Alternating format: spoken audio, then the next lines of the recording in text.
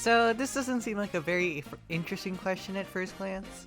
There's like 6 status conditions that everyone knows. Burn, freeze, paralysis, sleep, poison, and bad poison. And then confusion and infatuation for your loser.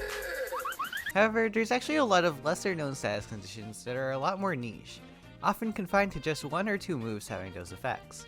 Which is why I want to talk about each and every single one of them. The Bulbapedia page on status effects actually lists around 50 to 100 of these, so this is going to be quite an undertaking. Which is also why I'm grouping a lot of them together to save a bit of time, and also my sanity. If I had to make a transition just to talk about Power Split, you guys might never hear from me again. So subscribe if you'd like to hear more from me about obscure Pokemon mechanics, and let's begin with... Starting off, we have the status conditions that have their own icons in-game, and are very widely known in the community. You'd have to basically never play the games to not come across these. Putting this here so I don't get Digimon fans running into my comments. I'll start grouping them all together. Burn, poison, and bad poison all deal periodic damage to the target, varying in effectiveness. Normal poison deals an eighth of the target's max HP as damage. Bad poison deals 1/16 of the target's max HP at first, but deals more damage the longer the target stays out. And finally, burn deals 1/16 of the target's max HP, while also having the damage the target's physical attacks deal. Next we had the disabling ones, with freeze, sleep, and paralysis. Freeze stops a Pokemon from using moves, with a 20% chance of thawing out each turn. Sleep prevents a Pokemon from using moves besides Snore and Sleep Talk, and the target will take 1 to 3 turns to wake up. Finally, paralysis halves the speed of the target, with a 25% chance of not being able to move at all, skipping the target's turn. Back in the day, burns used to deal 1/8 of damage, though this is only from Gens 2 through 6. Freeze also used to be broken, as in Generation 1, frozen Pokemon wouldn't thaw out randomly, and in Generation 2, they only had a 10% chance to thaw out. That meant for the first few years of its life, freezing a Pokemon essentially meant it was good as dead. Paralysis used to make the target's speed a quarter of its normal value, and sleep was very wild back then, with the max turns it could ever last for in any generation being 7 in Generation 1. These status conditions also interact with quite a few abilities. Immunity and Poison Heal interact with Poison, Flare Boost interacts with Burns, and Guts and Quick Feet interact with all of them. Not to be confused with Tingle Feet. So even within these more widely known status conditions, there is still a ton to talk about and learn from. We must also talk about the exclusive status effects of Legends Arceus, those being Frostbite and Drowsy. Due to Legends Arceus having a different combat system to the mainline games, the 2-turn skipping status effects had to be changed to fit the new system. Frostbite was a special counterpart to Burns, dealing 1/16 of the target's max HP as damage, as well as having to damage the target's special moves deal. Drowsy Pokemon have a small chance to not act, much like Paralysis, while also taking increased damage from direct attacks. Now this isn't really an opinion video, so I'll keep this brief, but why didn't they change Freeze into Frostbite? Burns are often applied to physical attackers to slow them down or outright counter them. There's simply nothing like Burn for special attackers in the mainline games, which is truly a shame. I would have loved to see this newer status effect come into the mainline series, much like how Hail was changed into Snow in Generation 9. Now we get into the volatile status effects. Unlike the previously mentioned status effects, which persist even outside of battle, these effects will go away if the target is switched out or the battle ends. Infatuation is the status effect usually caused by Attract or the effects of the ability Q-Charm. The target cannot move 50% of the time and will go away if the Pokemon that infatuated the target switches out or faints. A lot of people on the internet also had this status effect with Gardevoir and Porygon. Flinching is a status effect that prevents a target from attacking for 1 turn, and will only have an effect if the Pokemon causing the flinch is faster than the target. A lot of moves cause this effect, notably moves like Fake Out and Air Slash. Finally, Confusion is a status effect that sometimes causes the targeted Pokemon to hit itself when performing a move. When a target hits itself, it uses a 40 power typeless physical move to calculate damage. So higher base attack or stat increases can cause the Confusion damage to increase as well. Now we get into some more obscure ones that you might not have thought of as status effects, but are listed as such in the Bulbapedia page, so I had to cover them. Going forward, I won't really have a whole lot to say for each of these, so understand I'm going to be really quick with these. Sorry if you wanted a lengthier explanation on Sulk here, you won't find it here. For example, both ability changes and ability suppressions count as volatile status effects, because their effects wear off as soon as the target switches out. Ability changes just describe when a Pokemon's ability changes during the battle, such as when a Pokemon is affected by Worry Seed or Skill Swap. Ability suppression is when a Pokemon's ability is disabled, and usually doesn't affect Pokemon with more specialized abilities, like Stance Change or Shields Down. Notable examples of moves that cause it are Gastro, Acid, and Core Enforcer. Type changes also count as status effects, and simply describe when a Pokemon's type is temporarily changed, or has types added or removed. Notable examples of moves that do this are Burn Up, Trick or Treat, and Soak. These upcoming effects work similarly to Burn and Poison, in that they deal damage at the end of each turn. Brown describes an effect that many moves have that causes the target to take damage each turn and prevents the target from fleeing. Some people really like having the status effect apply to themselves. Usually most moves that bind the opponent will have a set number of turns until the bind goes away, and the binding will end if the user of the move is removed from the field. Notable examples include Infestation, Fire Spin, and Clamp. Curse and Nightmare are both damaging effects that deal 1/4 of the target's max HP each turn, with a caveat. Curse will only have that effect if the user of the move is a Ghost type, and Nightmare can only affect sleeping Pokemon. Seated Pokemon take damage each turn and also heal the user by the same amount. Even if the user switches out or is moved, the Pokemon in the slot the user was in will be healed, and the target will still be affected by the seeds. Salt Cure deals 1/8 of the target's max HP as damage, and it also deals double damage to Steel and Water type Pokemon. These effects change the effectiveness of certain moves, mostly by increasing the damage they deal. Don't ask me why this section is named that, I couldn't find a better category name than the one Bulbapedia gave me. Automatize is a move that increases the user's speed stat by 2 stages and decreases the user's weight. The weight loss effect of this move stacks, and there are certain moves that deal more or less damage based on the user's weight, like Grass Knot or Low Kick. Identification usually refers to a status placed by certain moves that remove the immunity certain types have. Miracle Eye removes the psychic immunity from dark types, while Foresight and Odor Sleuth removes the normal and fighting immunity from gross types. Minimize is a move that raises evasion and places a status on the user that causes them to take extra damage from certain subset of moves, while also making those moves perfectly accurate. Notable examples include Stomp, Dragon Rush, and Body Slam. Tar Shot is a move that simply doubles the damage of fire type moves on a target, essentially making the target have an extra fire weakness. This is a signature move with the Colossal family of Pokemon. Groundedness is a Boolean state that determines whether or not a Pokemon is affected by ground type moves, as well as certain field effects or other effects. This state can be added or taken away. Moves like Smackdown cause a Pokemon to be grounded if they are otherwise or not, while Magnet Rise and Telekinesis make a Pokemon not grounded. Now Bulbapedia also lists the effects of Magnet Rise and Telekinesis as separate status effects, but they all describe the same state of being grounded or not, so I lumped them all here for less confusion. It also ties into effectiveness, seeing as how levitating Pokemon are immune to ground type attacks and certain field effects, like most entry hazards. Aqua Ring and Ingrain restore 1/16 of the user's max HP each turn, with Ingrain forcing the target to stay in, even if they are affected by moves like Roar or Whirlwind. Endure is a move that prevents the user from fainting if struck by a move that turn, always leaving the user at 1 HP if it would be knocked out.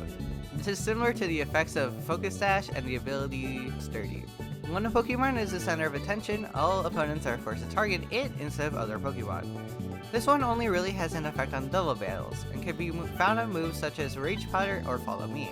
Magic Coat is a move that reflects status moves that are used against the user or user side of the field back to the original user of that move. There are a lot of moves that protect the user from the effects of any move for a turn, notably Protect, Detect, and Y-Guard.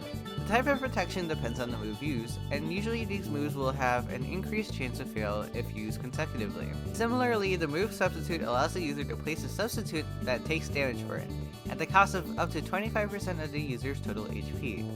The substitute will take damage for the user until it fades away due to it taking enough damage, though no damage will bleed over into the user's HP if the substitute takes a large amount of damage. All of these status effects will either have an effect on the turn right after the target is affected by them, or are in some way charging or priming up another attack. Laser Focus is a move that causes the user to always land a critical hit on the next turn, unless the target is immune to critical hits. When a Pokemon uses a move like Mind Reader, that Pokemon cannot miss their next damaging move on the target. Would have been cooler if they could show you the moves that the target has, but whatever. Drowsy Pokemon, not to be confused with a similarly named status effect from Pokemon Legends Arceus, will fall asleep on the end of the next turn, unless they switch out or have another non-volatile status effect. like Burn or Paralysis. You see this most often from the move Yawn. Pokemon that use the move Charge or have the abilities Electromorphosis and Wind Power become charged, doubling the power of the next electric type move they use. Before Gen 9, it only lasted for the next turn, but now in Gen 9, it'll last until the user uses an electric type move. Oh boy, what an upgrade. Pokemon that use the move Stockpile will stock up energy, and can do so up to 3 times. Then the moves Spit Up and Swallow will have increased effectiveness the more stockpile counts the user has. Notably, when a stockpile count is reset, the user's stat raises as a result of the stockpiles will also be reset. Defense Curl raises the user's defense by 1 stage and doubles the power of Roll-On and Ice Ball. Wow, this effect is so helpful. Bite is a move that charges up energy for 2 turns before unleashing it on the 3rd. The user will deal double the damage they took during the 2 charge-up turns back to the target. However, if the user is not attacked at all during those turns, Bite will fail. Many attacks have a charging turn, where the user will charge up or otherwise prepare for a move before unleashing it on the next turn.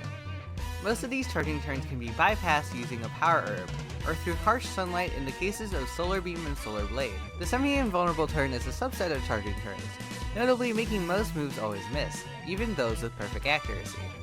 There are also ways to bypass the semi-invulnerability turn using certain types of moves, but generally speaking, most moves are ignored. These status effects prevent the targeted Pokemon from doing, having, or using something. The most common example of this is Escape Prevention, preventing the target from switching out or fleeing. No Retreat also has a special form of this, where it also prevents switching or fleeing, but prevents repeated use of No Retreat and is considered a different status effect. If the user of No Retreat already can run away though, the user can keep using No Retreat to get the stat buff. Octolot also prevents his target from fleeing, but lowers the target's defense stats by 1 stage each turn. Disable prevents the use of the last move they use for 4 turns. It cannot affect a Pokemon who has not used the move yet. Interestingly, Disable randomly selects 1 move to disable from the target in Generation 1. Don't ask me why, Generation 1 is weird. Embargo prevents the user from using held items and trader items for 5 turns. It prevents the use of the move Fling, much like the ability Klutz. Heal Block prevents the target from healing, and is caused by the moves Heal Block and Psychic Noise. Imprison prevents all opponents from using moves that the user knows, and will cause them to struggle if they have no other available moves.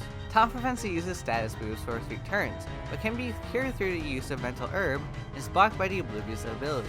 Throat Chop is a move introduced in Generation 7 that deals damage and prevents the use of sound-based moves, like Hyper Voice and Sparkling Aria. Termite prevents the use of the same move consecutively, forcing the target to always switch moves. If the target is locked to a specific move, though, it is forced to use Struggle every other turn. All choice items, aka Choice Bands, Choice Packs, and Choice Scarf, prevent the use of other moves once the user first selects a move until the user switches out. Encore prevents the target from using other moves for 2 to 5 turns, and can notably cause Pokemon to struggle if the move is also locked by effects like Torment or Disable. Certain moves like Thrash or Outrage cause the user to keep using the same move for 2 to 3 turns before causing confusion at the end due to fatigue.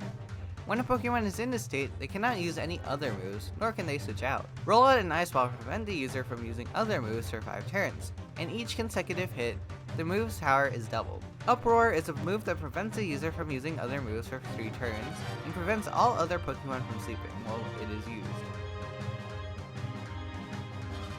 Finally, these are effects that directly affect the stats of the targeted Pokemon. Many moves increase the critical hit rate of the targeted Pokemon, either by saying the Pokemon is getting pumped, or just by increasing the critical hit ratio of the target. The increase of critical hit ratios is considered a stat raise in most cases, but in the case of Focus Energy, or the Dire Hit item, it is considered an effect and increases the critical hit rate by 2 stages. Most notably, anytime a Pokemon raises their critical hit rate by any number of stages, that Pokemon cannot raise their critical hit rate again by that same number of stages.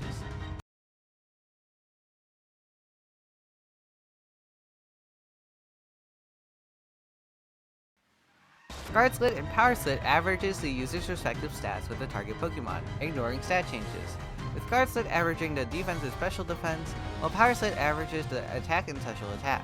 Speed Swap swaps the speed stat of the user and the target, ignoring speed modifiers like abilities or stat stages. That was a tongue twister, holy shit. Power Trick swaps the user's base attack and base defense, and is passed down by Baton Pass. Notably, this is how Shuckle can deal a shit ton of damage.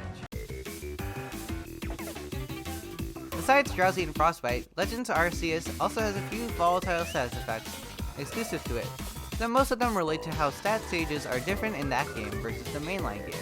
Splinters are a damaging status effect that deal damage to the target at the end of each turn, lasting 2 to 4 turns depending on if a move was used normally, with the agile style, or the strong style.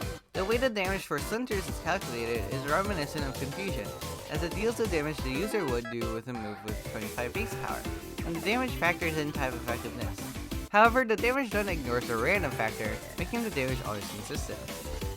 If you didn't know, when calculating the damage an attack would do, Pokemon multiplies the damage by a random factor between 0.85 and 1.15. This usually doesn't make a ton of difference, but can sometimes be the deciding factor in netting an easy KO. The Prime status effect, not to be confused with Amazon Prime or the Drink brand, is exclusive to the moves Double Hit and Victory Dance, making the user's attack moves deal 50% more damage for 5 and 4 turns respectively. The Power Boost and Power Drop status effects are used in place of stat raises and stat drops. Moves that raise and lower the attack and or special attack of a Pokemon in the mainline games, and increase or decrease the damage a Pokemon would deal with attacks by 50% and 33% respectively. These conditions will last a different number of turns, usually depending on how strong the stat changes would be in the mainline games.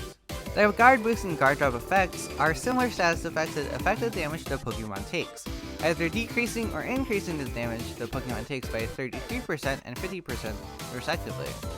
The length of time these status effects last for depends on each move, but generally follows a trend of the larger stat increases making the effect last longer. The critical hit boost status effect is similar to the getting pumped status effect, increasing the chance for the affected Pokemon to land a critical hit. They probably didn't need to make a whole new status effect for this, but I guess with the new engine they had to remake all these status effects from scratch. The obscured status condition is an analog to the accuracy and evasion system in the mainline games. Usually moves that affect the system in the mainline games would cause the user to be obscured for a set number of turns in Legends Arceus. Much like the mainline games, moves with perfect accuracy still will not miss ever, even if the target is obscured. The fixated status effect is causing moves that would lock the user into a specific move in the mainline game. When a Pokemon is fixated on a move, that move deals extra damage, but the Pokemon in turn also takes extra damage from direct attacks. Notably, the fixation ends when another move is used, so the user is never fully locked into using one move in these games. Finally, we have the ones that I thought wouldn't really fit into any other category, aka the really niche options. When a Pokemon uses the move Mimic, Mimic is replaced by the target's last used move for the rest of the battle, which is considered a status condition. Interestingly, in Generation 1, the move instead selected a move from the opposing Pokemon's known moves. A Pokemon using Transform or activating the ability Imposter transforms into the opponent, copying their visual appearance, name, level, gender, all stats except HP, and moveset, though all moves will have 5 PP when a transformed Pokemon is using them. Finally, a Pokemon with the ability Illusion will look like the last party member until they are damaged by a damaging move or has the ability changed or suppressed. This is most notable on the Zoroark family of Pokemon. And that's it, everyone. That was a decently long explanation of every single status effect that I could find. Please do let me know down in the comments if I missed anything or made a mistake, and also what you would like to see next. Also, please subscribe and like the video so you get more videos like this on your feed. And with that being said, thank you all so much, and I'll see you all in the next one.